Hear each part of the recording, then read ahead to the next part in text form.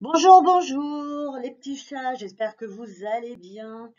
Et nous voici pour notre petit rendez-vous mensuel dont vous prenez l'habitude maintenant pour le mois de janvier. Alors, de suite, je fais une petite aparté, ne vous trompez pas, on est en janvier 2022, on parle des étoiles volantes qui s'installent le 5 janvier 2022, mais qui vont cohabiter encore pour ce mois-ci avec les étoiles annuelles de 2021. Les étoiles de l'année 2022, les étoiles annuelles de l'année du tigre ne prendront corps dans les secteurs que début février, c'est-à-dire début du mois prochain. Donc on ne se trompe pas et on garde bien nos petites étoiles 2021 annuelles sous les yeux pour regarder ce que ça dit tout ça. Alors, eh bien, on va parler tout de suite des choses qui fâchent. Si je prenais le bon mois, ça serait quand même un petit peu mieux, parce que là, je suis sur le mois de décembre, et voici donc mon mois de janvier. Secteur sud-est, attention, attention, secteur sud-est qui nous accueille la 2 mensuelle. Une 2 mensuelle terre qui va venir rejoindre une 5 annuelle terre. Autant dire que le secteur sud-est n'est pas un bon secteur ce mois-ci.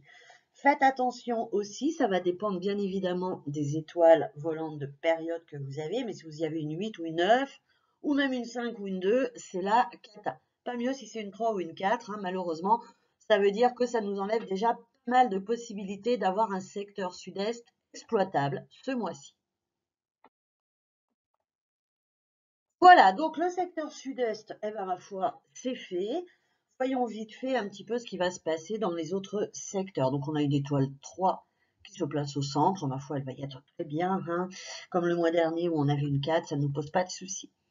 Sur le secteur ouest, attention, méfiance, on a la 8 annuelle, certes, on a notre empereur annuel, oui, mais on a une 5 mensuelle. Ça va nous faire beaucoup de terre, et une terre de la 5 qui va être du coup très forte, puisque renforcée par toute la terre de la 8. Donc attention, regardez là aussi vos étoiles de période pour voir qu'il n'y ait pas de conflit. La 5 n'aime pas du tout le conflit. Et voir aussi comment cette 5 peut être nourrie ou intégrée dans le cycle des éléments entre toutes ces étoiles. Je vous rappelle, on a 2 étoiles de période, plus une étoile de base, plus une étoile annuelle, plus une étoile mensuelle. Donc ça nous fait un joli petit monde, tout ça. Ensuite, eh bien, c'est un petit peu la même au niveau du secteur nord, puisque là, on a l'empereur mensuel qui s'installe, mais qui vient rejoindre une 2 annuelle. Pareil, beaucoup de terre, attention aux éventuels conflits. Et notre empereur ne sera pas trop exploitable, puisqu'il va bien sûr être beaucoup plus faible que la 2 annuelle qui est plus forte, etc., etc. C'est valable aussi selon vos étoiles de période. Les périodes sont plus fortes que les annuelles sont plus fortes que les mensuelles plus fortes que les quotidiennes, et tout, et tout. Alors, qu'est-ce qu'on va garder? On va garder une 6 mensuelle nord-est qui, par contre, est en relation de contrôle avec la 9 annuelle. Donc là, un contrôle à lever absolument. Entre la 1 du secteur Est et la 4 du même secteur sur l'année, là, on est tout bon. Le secteur, là, on en a parlé. Ici, on a une 1 annuelle avec une 7 mensuelle, c'est tout bon.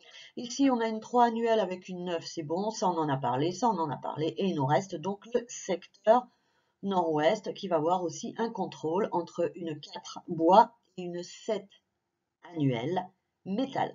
Donc, en gros, on a 2 contrôles à lever, 3 secteurs bof, et puis le reste, ma foi, à voir selon ce qui se passe, selon votre GUA, selon le secteur, donc les étoiles flottantes, selon les étoiles de période, et bien sûr, selon vos objectifs aussi.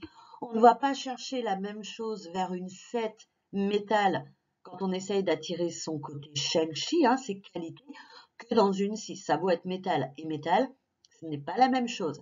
La 7, c'est doué. La 6, c'est Kian. Donc, ça n'est pas la même chose. Faites attention à ça.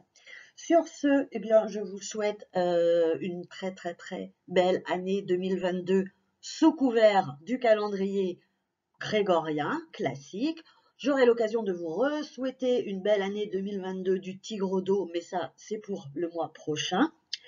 Prenez soin de vous. J'espère que vous avez passé de bonnes fêtes de fin d'année, de bonnes fêtes de Noël, et j'espère que vous allez passer des bonnes fêtes de réveillon, malgré tout ce qui se passe et le climat ambiant. Prenez soin de vous, soyez sages, et je vous dis à très bientôt.